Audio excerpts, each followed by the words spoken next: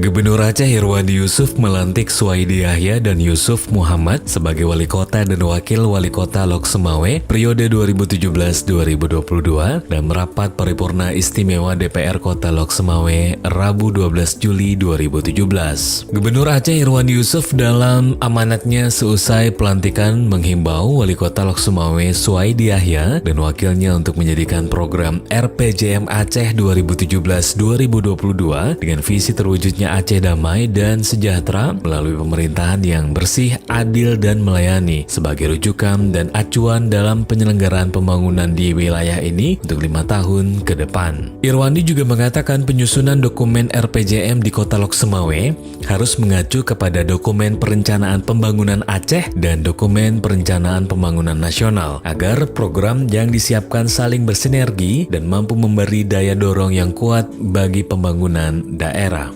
Kota ini dibentuk berdasarkan Undang-Undang Nomor 2 Tahun 2001. Sejak diresmikan sebagai kota otonom 16 tahun silam, Lok Sumawe termasuk salah satu daerah pemekaran yang cukup sukses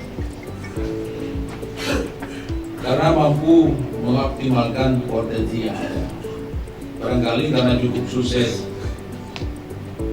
di periode lalu, Suwaidi dipilih lagi sebagai wali kota.